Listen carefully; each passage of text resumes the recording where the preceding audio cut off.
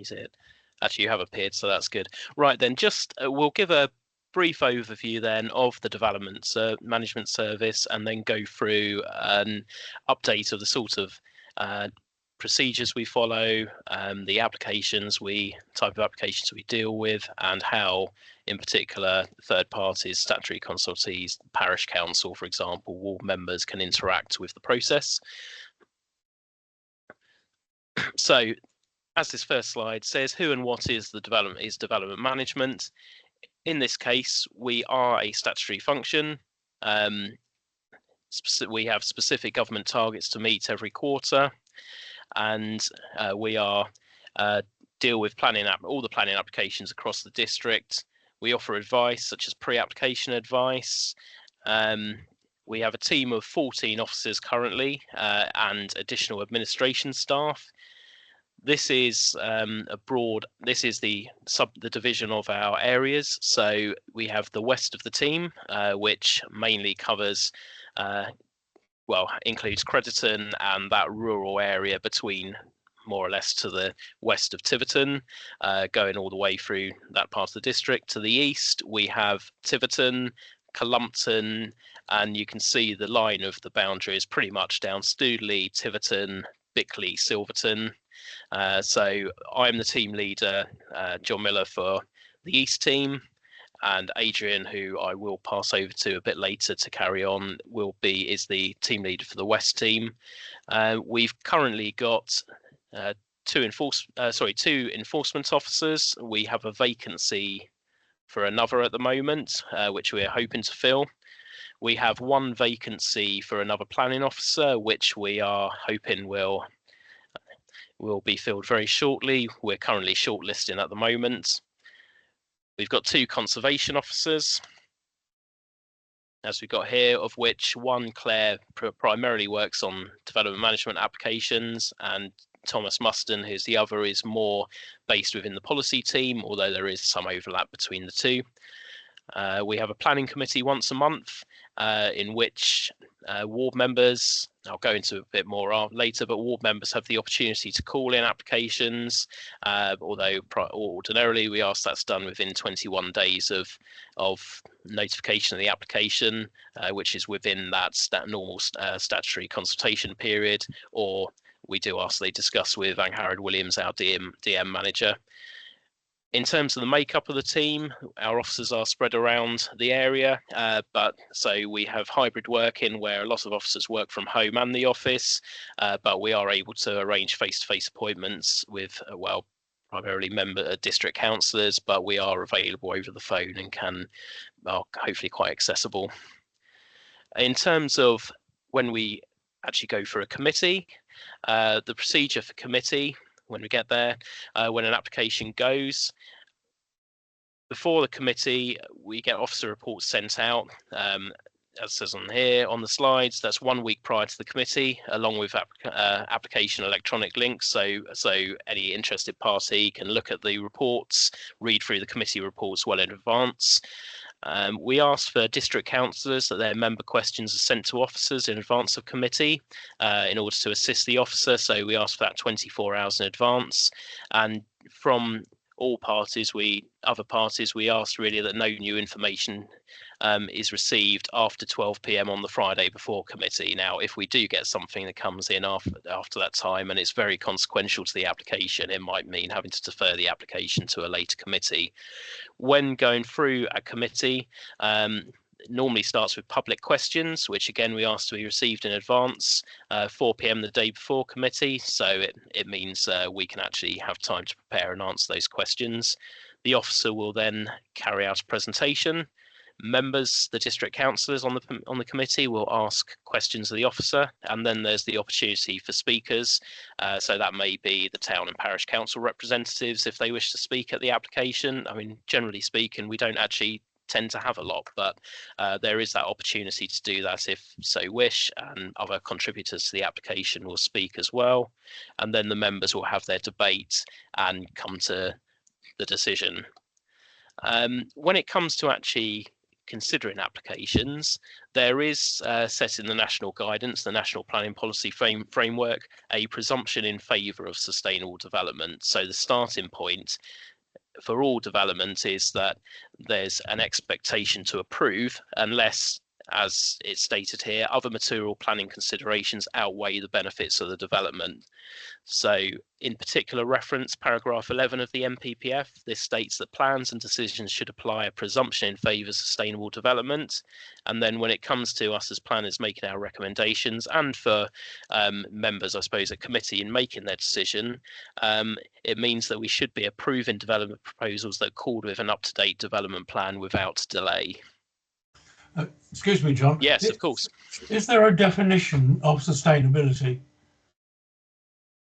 There is in the, is it particularly, Adrian, we might want to jump in, is it actually stated within, in terms of the MPPF? It'll probably just break down into a number of factors. So its location, it's basically to prevent the need to travel by private car, trying to where you focus at any kind of new population in regard to your plan preparation, where you should be aiming to provide new development. So it is like sustainable in, so you, as I say, you aren't providing traffic by private transport where you're trying to reduce your carbon emissions and those kind of matters. So it kind of talks about that more so in regard to how you kind of focus. I mean, the MPPF does set down a series of objectives, which include there's an economic objective, a social objective, and an environmental objective. So, for example, if having a look here, so the economic objective is mainly to help provide a strong, responsive, competitive economy. So it's put in the right type of development in the right place. You've got the social side, which often relates to enhancing local communities. So it says here to support strong and vibrant, healthy communities. And again, this is to do with more the number of and range of houses provided in the right place. And then the environmental side is more your kind of natural and built historical environments. So there is a section within the MPPF that goes through that that can be looked at if you want to have a look through that part of the MPPF. It might be quite useful, and our local plan covers it as well. Sections there. Okay. Okay. Right, thank you. It boils down to the fact that it's down to you to interpret an application as fitting those criteria or not. I think essentially to be sustainable, to be considered a sustainable development, it's something we would expect to meet the local plan requirements and the national requirements. So if it meets those planning policy objectives, then we're likely to consider that as sustainable development. I mean, the next slide I'll bring up is probably actually quite helpful here. So when it comes to our decision making, in order to be considered sustainable development, we've got to consider the planning application against the national and local planning policies. So that will, of course, be our local plan. The development plan is made up of our local plan, neighbourhood plans where they're set. So they're our kind of local planning policy objectives. And we've got the national planning policy framework, which sets the national policy objectives. As part of the application, as you'll be aware, we have to consult statutory consultees and members of the public, and there's a variety of statutory consultees and non-statutory consultees that we consult. Considering the application, we'll look at material planning considerations, and we do have a section on what is a material planning consideration as we go further through. So that's probably where it might be quite useful for yourself and other members of the parish and town councils to go through there, because I appreciate that there's probably a degree sometimes of not knowing exactly whether what you're commenting is actually something that can be taken into account. But so we'll consider material planning considerations which must be material, that we have to consider them to be material. So that will be things like just here, noise impact, flooding, planning history, highway safety, impact on heritage, impact, that kind of thing. We also have the Town and Country General Permitted Development Order, and that highlights certain types of development that can occur without actually the need for planning permission.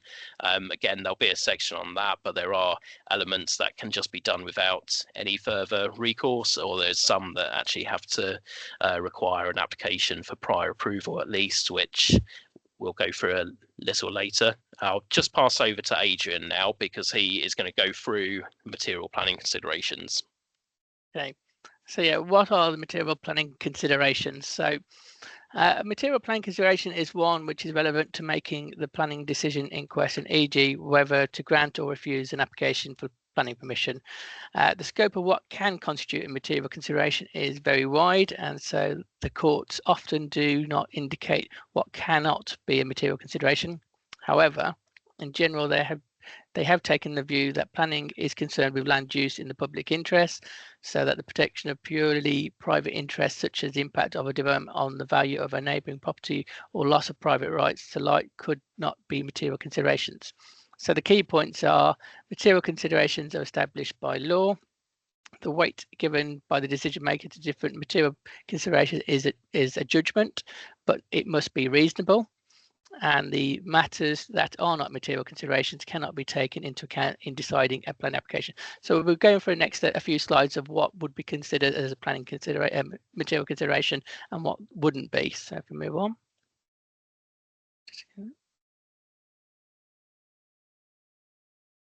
Yeah. So what can be taken into account? So you've got the local planning policy, national planning policy, neighbourhood plans and SPD, supplementary planning documents. You can look at loss of trees on a site or any impact on trees covered by a tree preservation order. The impact of a development on the setting of a listed building. So you consider the impact on its significance and its setting. The layout and density of the building development proposed. So you look at the context of the area and is it in keeping with the standard kind of densities within that kind of settlement. You've also got overlooking and loss of privacy from a development, so impacting on the amenity of a neighbouring property. Design and appearance of the proposed development are the kind of material palette in keeping with the locality.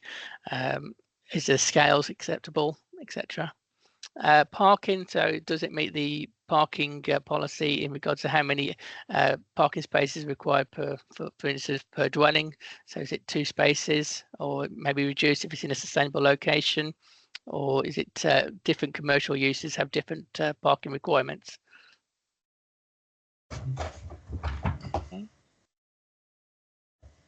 Okay. So other material considerations, you can consider previous planning decisions on the application site, including appeal decisions where planning inspector may have ruled on a proposed development. It may have even gone as far as to outline different considerations. Also, you've got the landscaping required, proposed as part of the development. You've got impact on biodiversity, including protected species and habitats. It's more relevant nowadays that we've got biodiversity net gain requirements from developments. Another one is traffic generation from the development proposed and or access to the site.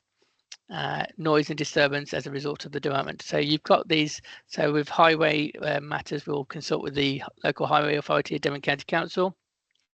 Noise and disturbance, we'll consult people such as our public health department.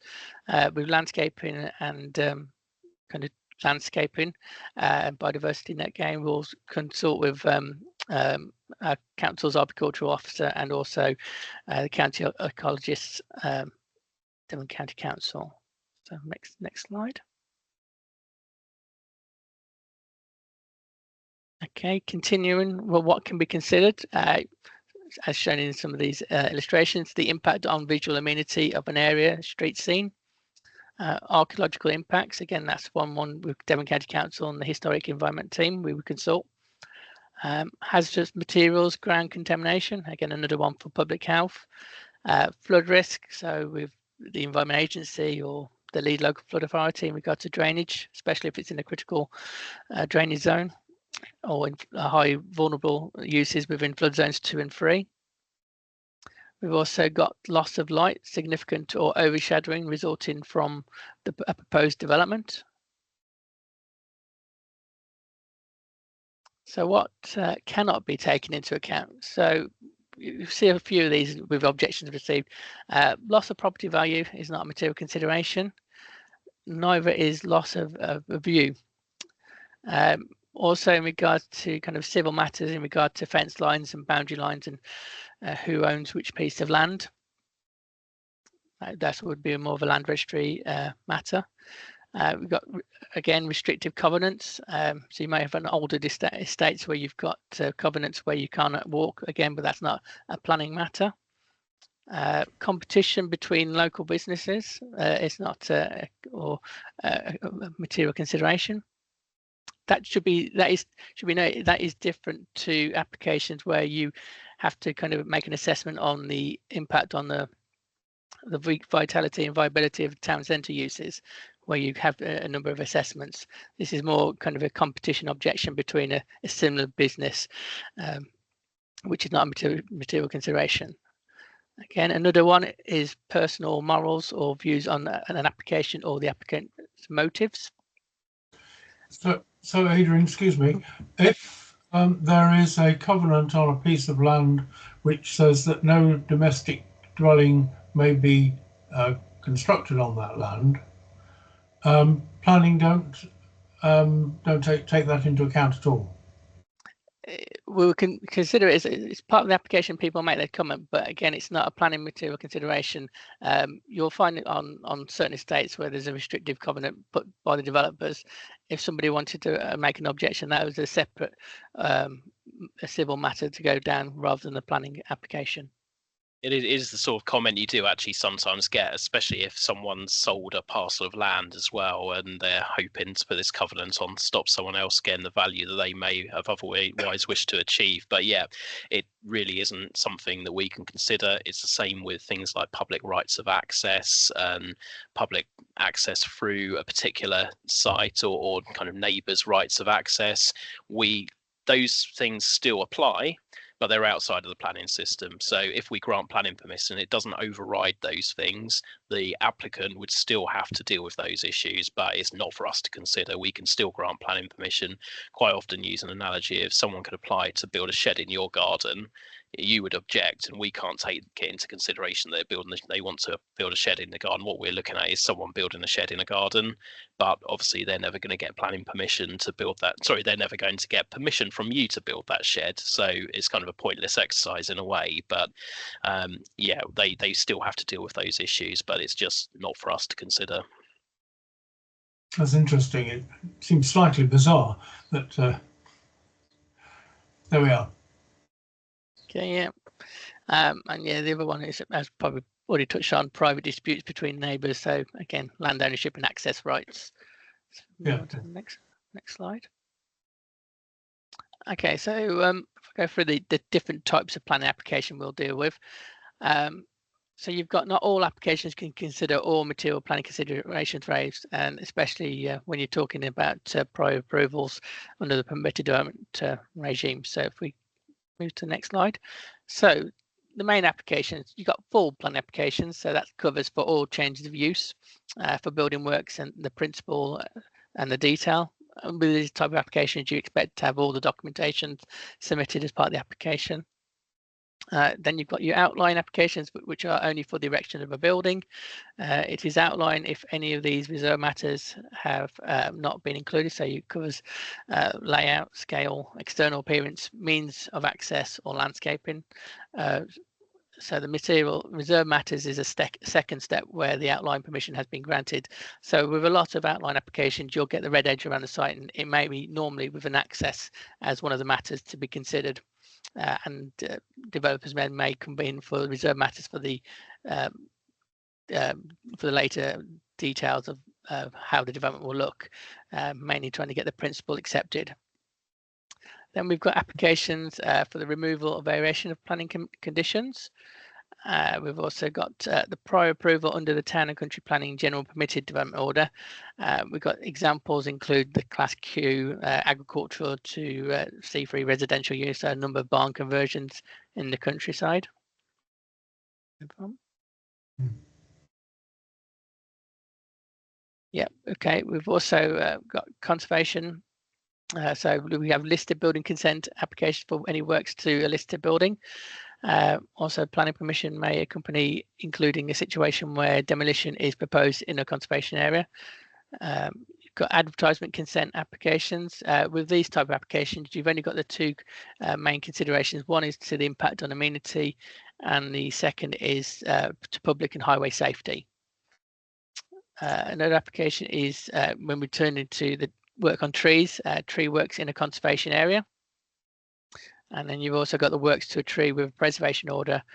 Then you've got your certificates of lawful use of development existing. That's where someone, through the passage of time, someone's done something and they've then apply to say if that's now lawful.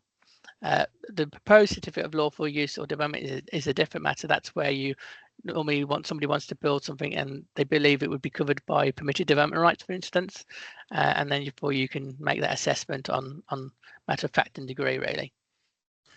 So if somebody wants to build a small extension on their house, Mm-hmm. do they need a certificate of lawful use? So you can have, if it's an application for an extension for under a householder application, you can do it that way if you know it needs planning permission.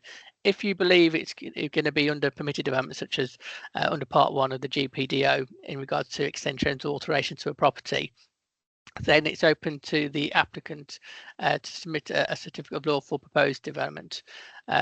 It's not necessary, but you'll find when they come to sell the properties, a lot of solicitors would like to see that you've got some kind of formal determination to show that what you've built doesn't require planning permission, and that would be the legal determination.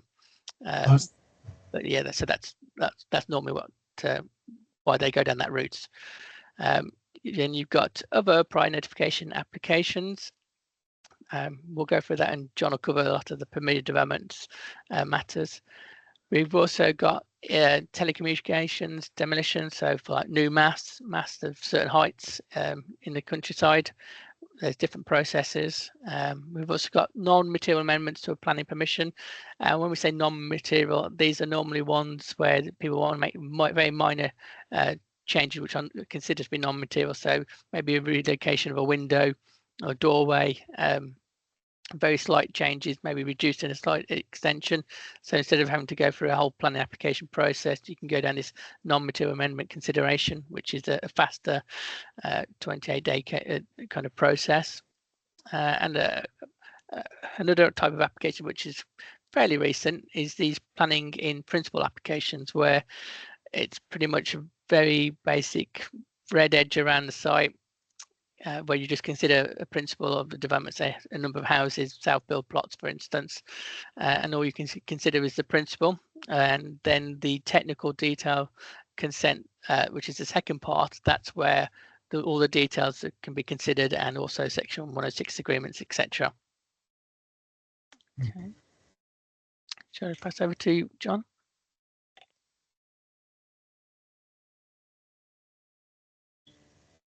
Thank you, Adrian. I won't probably linger too long on these when I go through, but as Adrian touched, there are the permitted development rights that are found under the General Permitted Development Order 2015. And as it says here, they're otherwise known as permitted development rights, or you might see PD rights.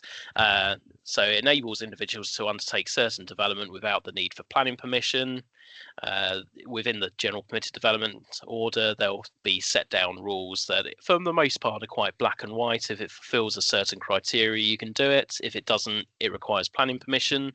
There's also prior approval applications. So these are ones where the development is permitted, but there is a limited set of criteria the local planning authority can consider. So they've got to come to the local planning authority, submit an application either directly for prior approval or for what's called prior notification, for us to determine whether prior approval is required. And as part of that, we will consider a very, as I say, a limited set of criteria, and it generally does not include the policies of the local plan. It's just consideration of a few factors. So we don't, it's not based on the national or local planning policy. It's based pretty much on the requirements of the permitted development order. So this is it, just a picture of that, the Town and Country General Permitted Development of England Order 2015 as amended. There's quite often these statutory instruments that come out very regularly that update sections, so it's a never changing document. So we've got the three schedules here. So Schedule 1 outlines the constraints of the permitted development, the GPDO. We've got Schedule 2, which contains parts 1 and 2 of the permitted development rights. So this is the important section where it tells you for all types of development what you can and can't do.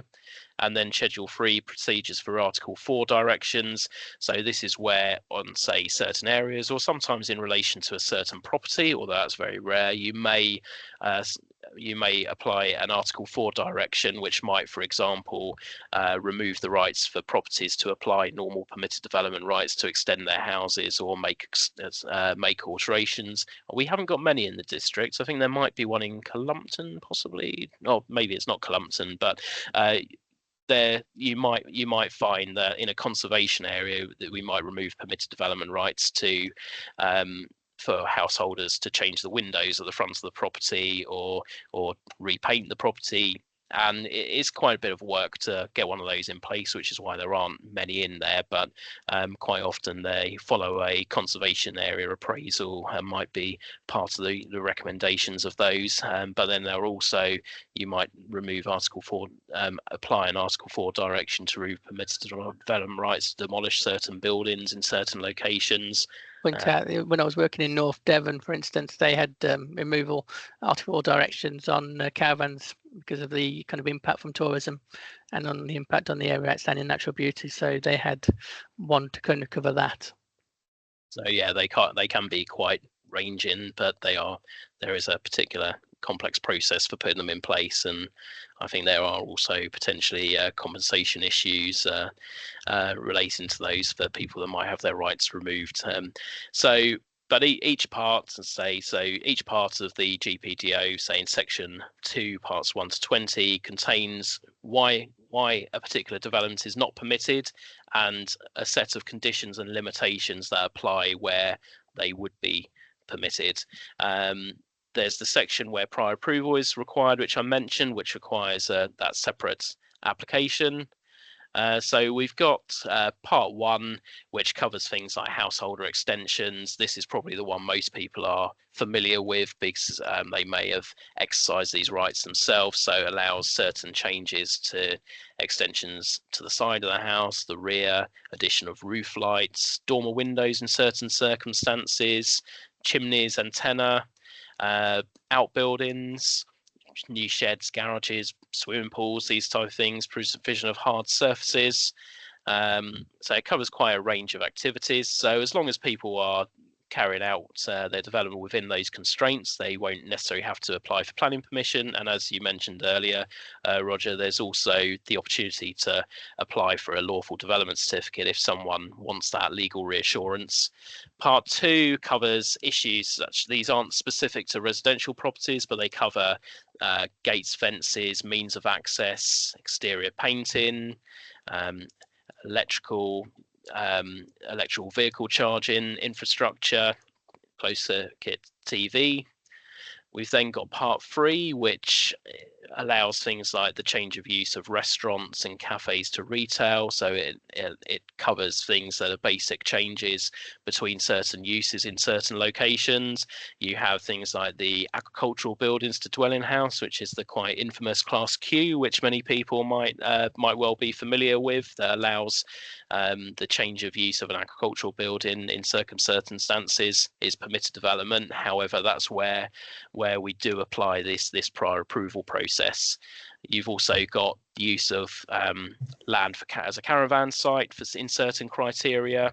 We've got the agriculture and forestry developments, the prior notifications for those where a farmer may wish to build a agricultural building of a certain size, which they're allowed to do. They have to put in a prior notification application where we assess a few matters such as the siting and the design and appearance, but that's all we can consider. And then you have other types going all the way through to 20, which cover all sorts of issues. I'll pass back over to Adrian on this one. Okay, So yeah, in regard to the planning balance, so the planning balance, that's the process of weighing up all the relevant factors. It's often described as the planning balance. So a planning authority must exercise its judgment and consider many, sometimes conflicting issues to decide whether planning permission should be granted. So you look at, is the public benefit outweighed by any harm caused by the development? And we've got a couple of case studies where you could kind of take a look at kind of issues which are kind of arise and what you should be kind of considering. So the first one, we can open it. So David wants to build an extension to his detached property. The extension will be a single story and will protrude out to 4 meters in the rear garden. The neighbour hears of David's proposal and is not happy. They contact their local ward member as they are concerned it will have an impact on their light, as well as being worried over the potential devaluation it can do to their property. And therefore the question we can open out is, what does the ward member do? So we can take a look at what would they do. So in this case in particular, you've got it's a detached property and the extension will go out to 4 meters in length. So potentially under permitted development rights, subject to the property not having its permitted development rights removed when the house was built, there's potential scope for an extension to be acceptable. And if that is the case, then there's not much more from a planning point they can do to object to that. If it is the case they've got no PD rights, then it is something they can consider, but impact on kind of concerns over devaluation, as noted before, is not a material consideration.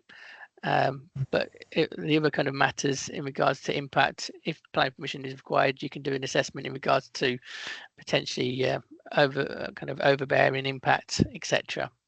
But it's kind of your starting point is, do they have permitted development rights in this case? So that kind of gives you a kind of an idea of what officers would need to take a look at, and also what ward members would really need to do, because if a board member does have concern, we're always here if they want to raise a question and kind of discuss it with us. And it may be that parish councils contact the ward members with concerns, and they'll then, as a result, come and talk to us. Mm-hmm. Okay, the second case study, a bit more complex.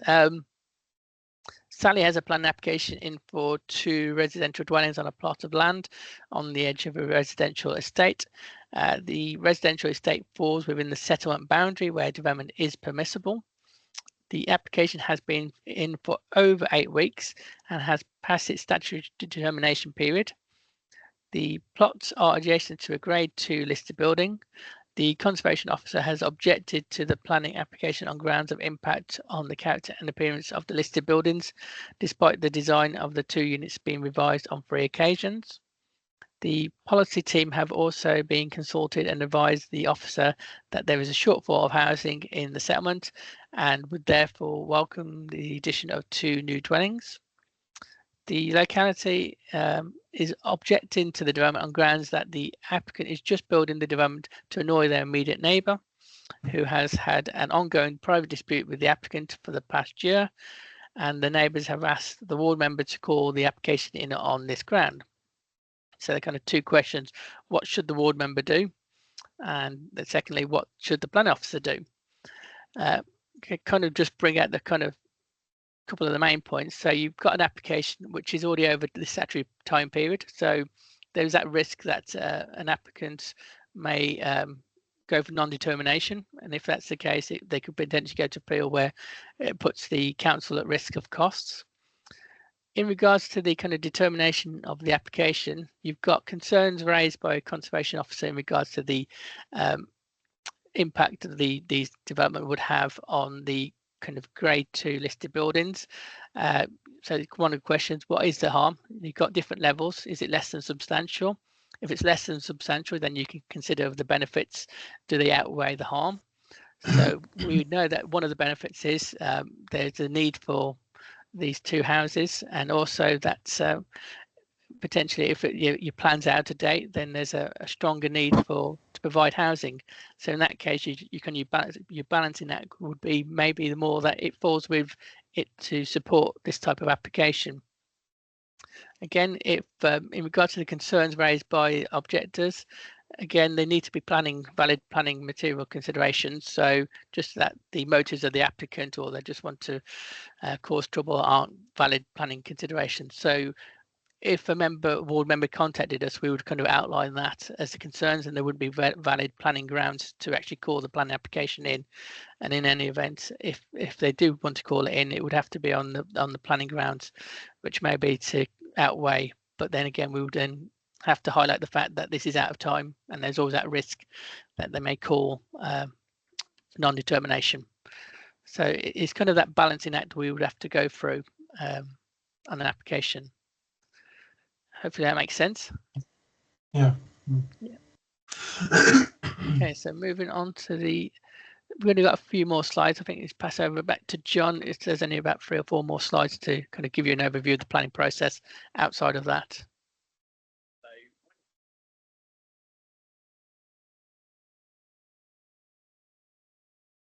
You're on mute, John.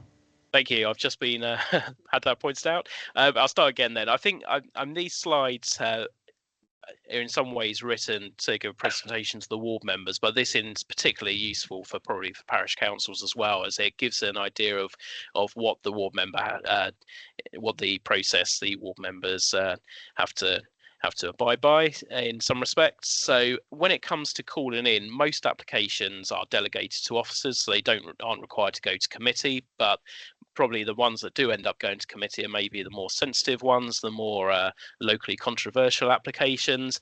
And in order for it to go to committee, there are a few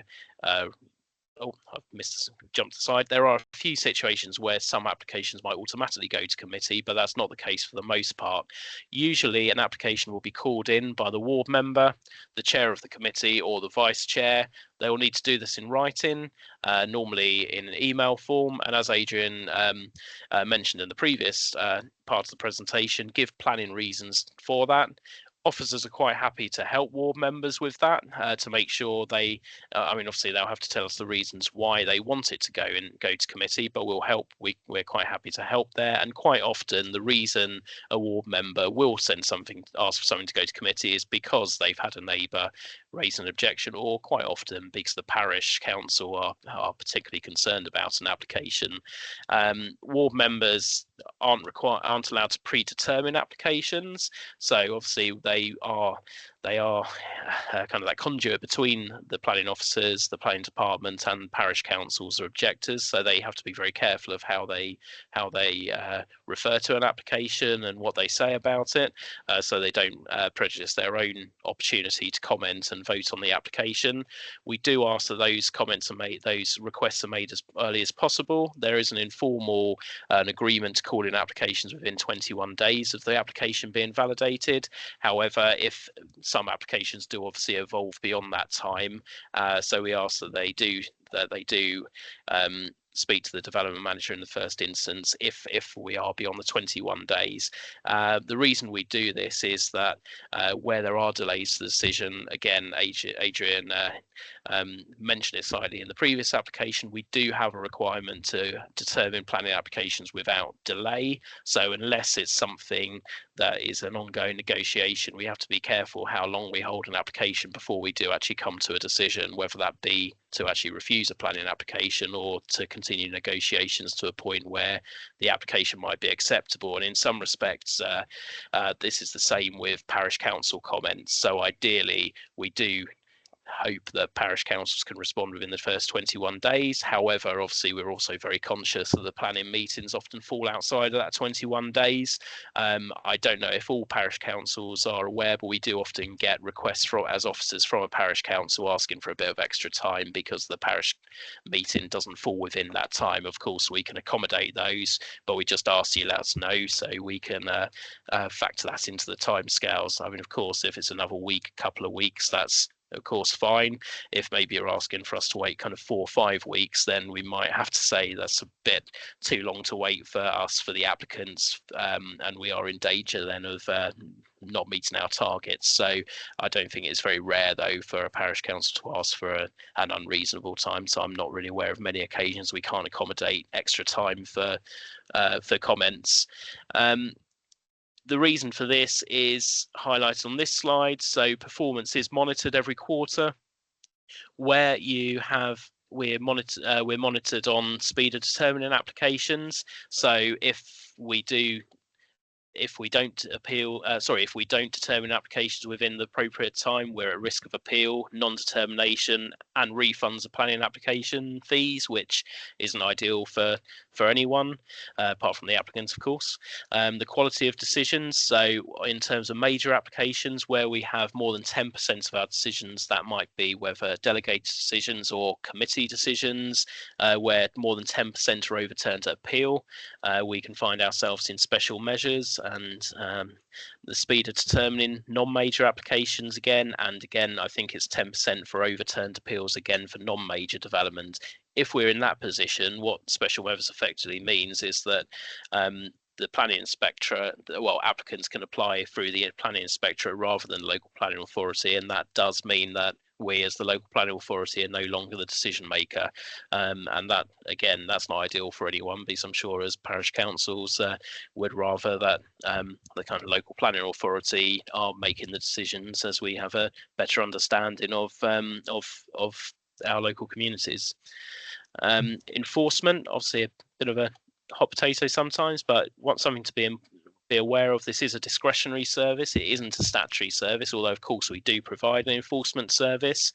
We have a policy online, and we do ask that any reports of suspected planning breaches do need to be reported via the appropriate way, and that's through a form on our website that will then get forwarded onto the enforcement team to log. We do have a backlog of applications at the moment due to historic problems with recruitment of enforcement officers, although we are doing quite all right just at the moment. But we do still have to work through those on a priority basis, with the highest priority work being dealt with as mainly, and then we of course have medium priority and low, so on. So we can only take action where things are considered to be expedient, and the action must be proportionate to the breach. So and in some cases we do look to negotiate and then invite a planning application if it's the one where maybe it's a breach, but actually it's something that would be otherwise acceptable. They're probably the easiest ones to deal with. I think sometimes members of the public do feel that if someone's breached planning, it means it should never be approved. Unfortunately, we can't work in that way. But we do still have to consider whether a proposal is acceptable. If it's not, we will still apply all the normal considerations to a planning application. May or may not be aware of Section 106 and viability. When it comes to certain types of planning applications, particularly larger ones, there's the opportunity to secure planning obligations, which might be funding for infrastructure, affordable housing, public open space, that type of thing, but we can only secure it on certain types of applications and only in certain circumstances. So we've got the SIL 122 regulations, and that is that the obligations are necessary for the development to be acceptable in planning terms. They directly relate to the development and fairly and reasonably related in scale and kind to the development.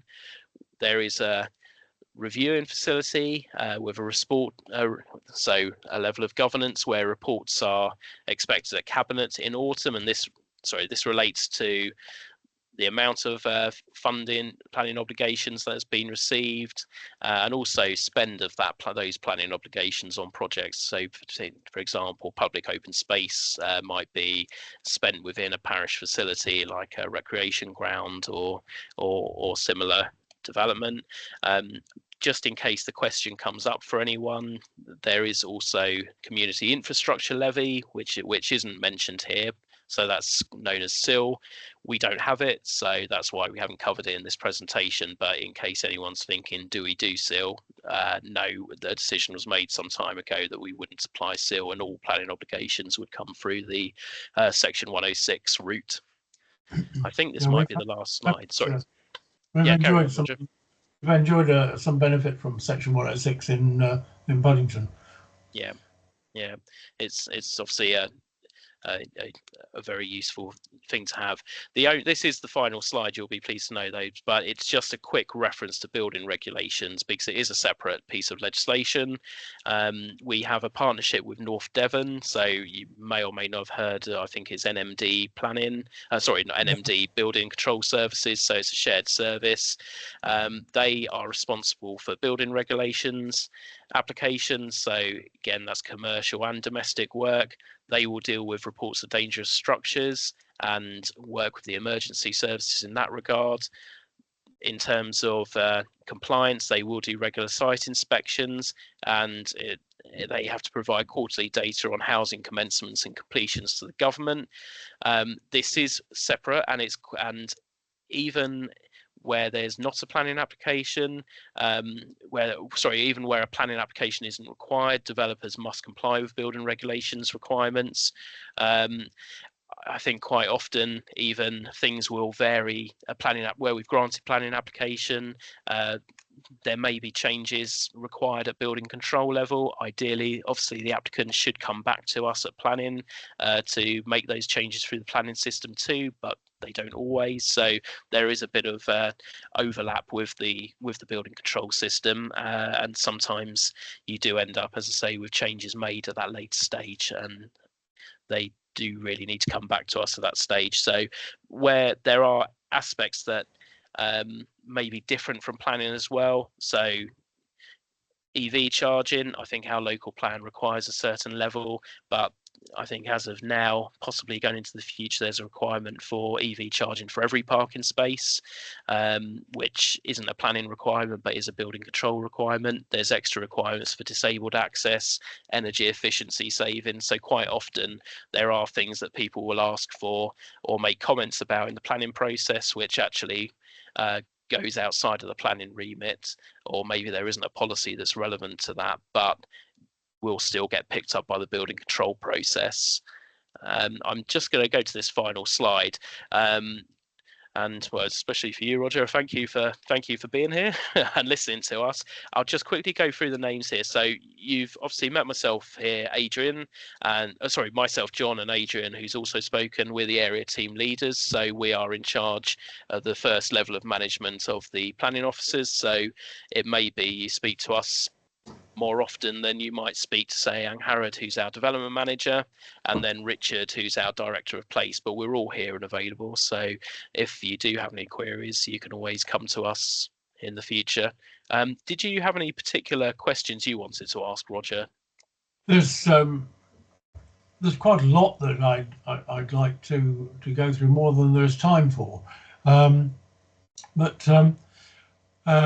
In your considerations, what is not can't be taken into account in considering an application, it occurs to many of us that the capability of public services to meet an enlarged population doesn't seem to be something you take into account, or presumably are not able to take into account.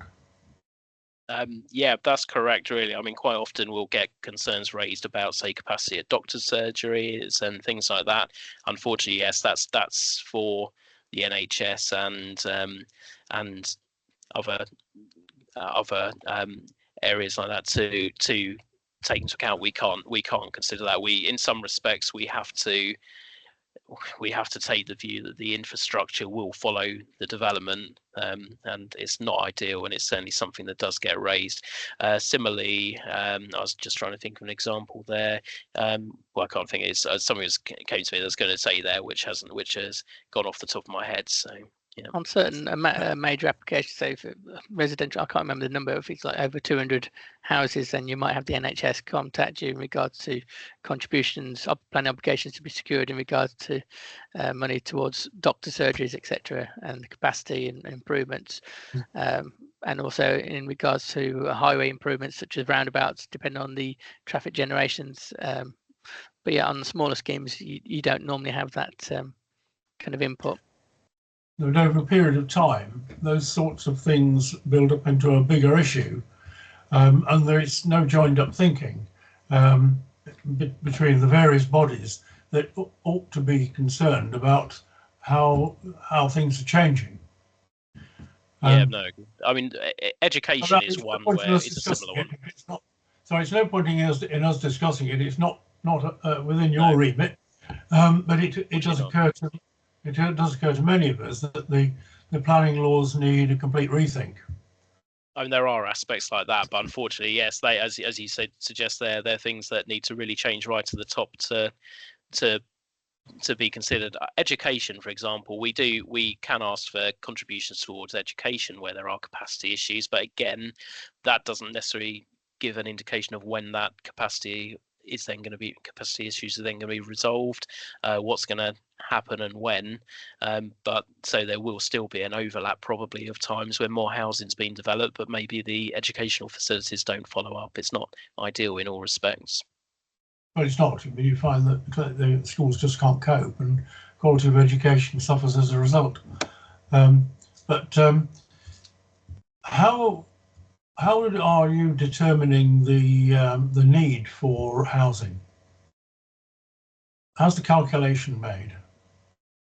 In regard to the local plan process, in regards to working out that, because that'll be our forward planning team and people like Tristan, Pete, who kind of work in regards to the allocations, and you've also got the impact of the housing enabling officer, and also kind of affordable housing, any kind of housing needs surveys. That all goes into the kind of plan preparation. We've got certain policies within the local plan in regards to whether or not schemes will be rural exception sites, for instance, and then you've got those kind of considerations in regard to what is the evidence need for certain properties in a community. But a lot of that details gets picked up in regards to the process of the local plan. Yeah, we so often hear we need a given number of houses, 6,000 houses, more homes required in this area. We're never told how that calculation has been made. And I did see a presentation a year or two back by the CPRE, who had an independent experts look at the government's stipulations on this, and they essentially said it was actually done with thumb in the air, finger in the air. There is no calculation. Some slightly ulterior motives there, but I think what I'd probably suggest, it might be one that's actually useful for us to pass on that feedback to our forward planning policy team, because it might be something the forward planning team leader Tristan, he might well be able to organise a similar bit of training for members as well, sort of for members of the parish councils as well. It might be useful to help give an understanding of that process from the forward planning side as well. Yes, I mean there's when people don't like to see a development on what was previously an attractive piece of land, they do tend to get quite excited about it, obviously, and you're more aware of that than I am. But then we find that we hear that a large number of these new homes have actually been bought as second homes. And people who just want to move into somewhere different because they quite like the idea. And in other words, it's not an absolute need, and the local real need are put into financial embarrassment because the demand has pushed the prices up, and they are even further away from the first rung of the ladder. Yeah, when it comes to affordable housing, certain custom and self-build, there are extra protections put in place to make sure they are provided for affordable, local affordable use. But for the vast majority, the open market housing, there are. Yeah. I mean, how much of a problem that is, I can't really say for sure over the whole area, but it is something that, there are no restrictions on those. Yeah, I don't suppose anybody can say for sure, but there is nevertheless a huge change in the southwest, and we're concerned with our area here by the movement of demographic change, which is a matter of personal choice and not a personal need.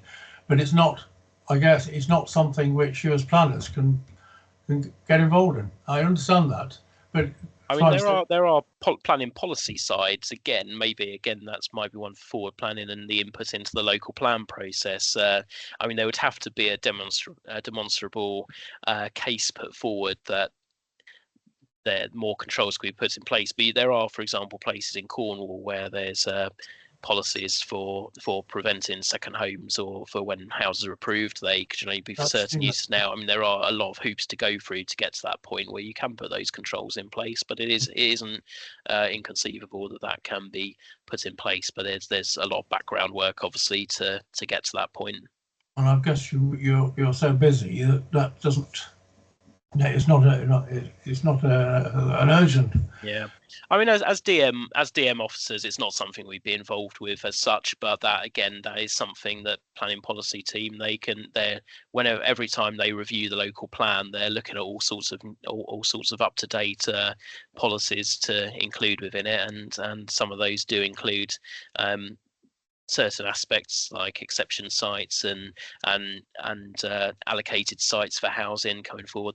That's always a kind of constantly evolving bit of work. I understand that it's a very difficult subject. Appreciate it. There's another issue which has caused quite a lot of concern locally over the last few years here. That farmer puts in planning application for digester, and that's granted because it's a good green issue and gets a nice big tick at the side of it. He then looks for chicken sheds. He's going to do it. Well, that's a bit more farming. That's not difficult either. Cut a long story short, what we've actually got is a power generation establishment and not a farm, with all the consequential traffic that's involved in that, and fields being turned to maize production to feed the digester, and it's a number of applications. Some of them have been disingenuous, but that's detail we don't need to deal with. The matter of planning policy seems to be that each application is dealt with in its own merit, where the end game has never been properly identified, but at some point it becomes apparent. But you still don't seem to be able to take account of the fact that it's not an appropriate place for an industrial development. It's no longer a farm. It's something that ought to be on an industrial estate. Yeah, we're getting a few more of these type of applications, and you're right, there are more issues. That's where we've got we asked for more information from the local highway authority point of view in regard to trip generations and public health in regards to what are the needs, and it's a case of what conditions you can look at to kind of safeguard against certain inappropriate developments, really. But yeah, I'm aware that AD plants in particular are becoming more of a concern. Yes, but your hands are still largely tied, and unless it's identified that that's the end game, you can only deal with it as a farming application. Yeah, and I know enforcement come involved as well in regards to if we say we've approved certain things for agricultural rather than an AD plant, which is a different use class, then we can take a look at that as well. But yeah, it is more of a hot topic really of late, and one we're trying to get to grips with really. Yeah. So the latest chapter in that saga was 2 or 3 years back. An application was made for a very, very large chicken shed outside the boundary of that farm, but I think on land they owned. I say outside the boundary, outside the curtilage of the development that had been undertaken, for a very large chicken shed, and it was turned down.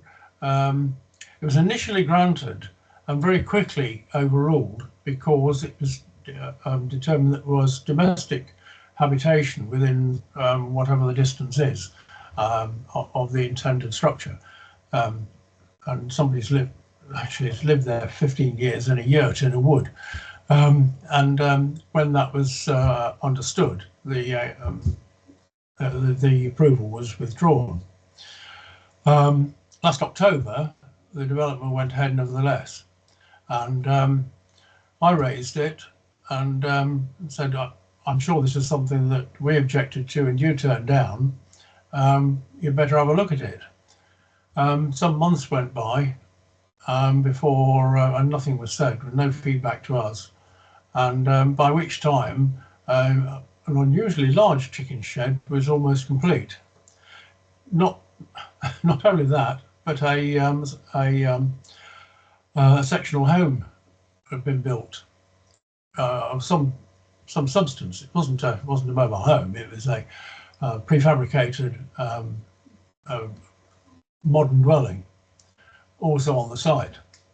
I got a very complicated letter of explanation, which I might have needed a lawyer to explain to me, and effectively said we might allow it anyway, which is just, you might just as well have told me that in the first place.